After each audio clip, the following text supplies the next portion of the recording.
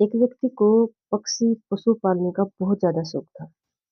एक दिन वह अपने घर में एक तोता ले आता है और तोते को बिल्कुल बच्चे की तरह पालता है, बच्चे की तरह रखता है, बहुत केयर करता है। कुछ दिनों के बाद वह अपने घर में एक मुर्गा ले आता है। मुर्गे की भी बहुत केयर करता है और कुछ दिनों के बाद वह अपने घर में बकरा ले आता है। उसकी पत्नी को ये सब अच्छा नहीं लगता था। वो हमेशा कहती थी कि हमें अपने बच्चों पर ध्यान देना चाहिए।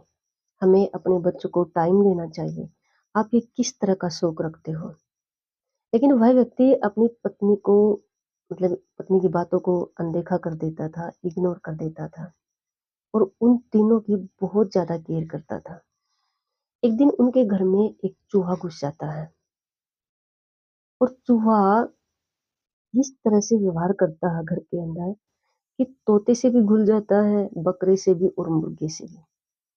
तीनों को अपना दोस्त बना लेता है। तीनों को उसके आने से कोई ऐतराज़ नहीं होता है, तीनों भी उसके साथ दोस्ती कर लेते हैं।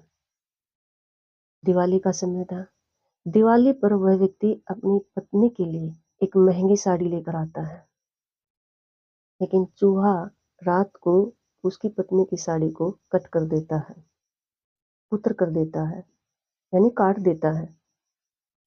जब उसकी पत्नी साड़ी को देखती है तो उसको बहुत गुस्सा आता है। वह गुस्से में तीनों से पूछती है क्या हुआ, किसने किया? लेकिन जब चूहा काटता है ना कपड़े को तो उसका पता चल जाता है। तो वह ढूँढती है तो उसको पता चल जाता है कि घर में चूहा है। वह अपने पति को कहती है कि देखो कुछ भी करो, इस चूहे का इलाज करो। तो उसका पति बाजार से एक चूहादानी ले आता है और उसको वहाँ पर रख देता है। चूहादानी देखते ही चूहा भी और उसके तीनों दोस्त समझ जाते हैं कि ये चूहे के लिए है। चूहा कहता है तोते को कि मैं जाना नहीं चाहता हूँ। आप मेरी रक्षा करो, कुछ हेल्प करो, अपने पास मुझे रहने दो। तोता कहता है कि नहीं, मुझे क्या है, मेरी तो बहुत अच्छे से केयर करता है मेरा मालिक। ये आपकी प्रॉब्लम है, आप इसको हैंडल कीजिए। ऐसे ही वह मुर्गे के पास जाता है, फिर बकरे के पास जाता है। तीनों उसको यही जवाब देते हैं कि ये आपकी प्रॉब्लम है, इसको आप हैंडल कीजिए। हमारा मालिक बहुत केयर करता है, हमें बच्चे की तरह रखता है। हम आपकी हेल्प नहीं करेंगे और हम आप इसको इस घर में भी रहने की परमिशन नहीं दे सकते क्योंकि हमारा मालिक नाराज़ है। चूहा कहता है कि देखो मैं कहाँ जाऊँ, मेरा कोई भी नहीं है। आप मेरे अच्छे दोस्त हो, मुझे घर मिल गया है, जैसे भी मुझे रख लो। लेकिन तीनों रखने से मना कर देते हैं। कोई भी चूहे की हेल्प नहीं करता है उस समय पर। कोई उसकी धीर भी नहीं बंधाता है कि आप प्रॉब्लम में हो, उसको अकेला छोड़ देते हैं। उसी रात घर में एक सांप घुस जाता है। तीनों चारों दोस्त एक कोने में बैठ जाते हैं, लेकिन सांप जैसे ही वहां से निकलता है, जो चूहेदानी रखी हुई थी, सांप की जो टक्कर लगने से यानी सांप उसको टच करता है और वो गिर जाती है। उस व्यक्ति की औरत को यानी उसकी पत्नी को नींद ही नहीं आती है रात को। वह बिल्कुल इस वेटिंग में थी कि जैसे ही चूहा चूहेदानी में फंस जाए और मैं उसको मार दूं। उसको बहुत गुस्सा था साड़ी खराब होने का। तो जैसे ही आवाज आती है वह भाग कर जाती है और बिना रोशनी किए, अंधेरा होता है उस समय पर, वह बिना रोशनी किए भाग कर उसको चूहेदानी को उठाने की कोशिश करती है। चूहेदानी के चारों तरफ सांप लिपटा हुआ था।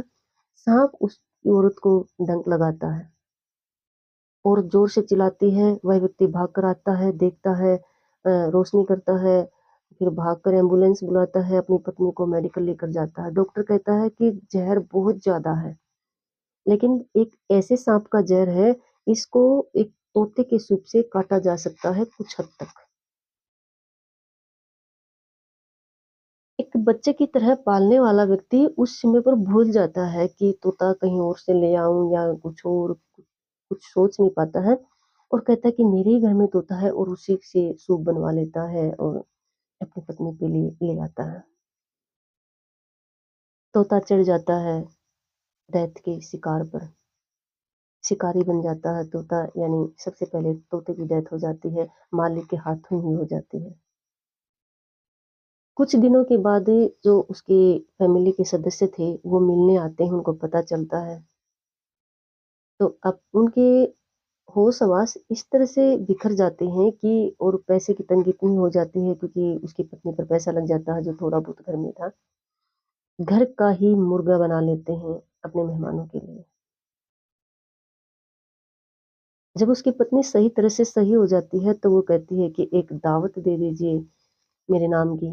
तो उसका पति कहता है कि हाँ, मैंने भी बोला था ये भगवान से कि मैं आपके नाम की एक दावत दूँगा अगर आप सही तरह से ठीक हो जाते हैं, लेकिन उनके पास पैसा होता नहीं है, दावत किसकी दें?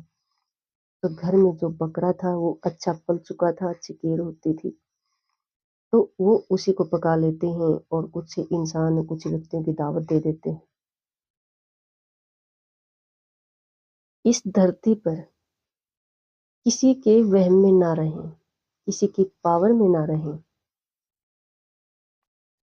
हमेशा वही करें जो सही है।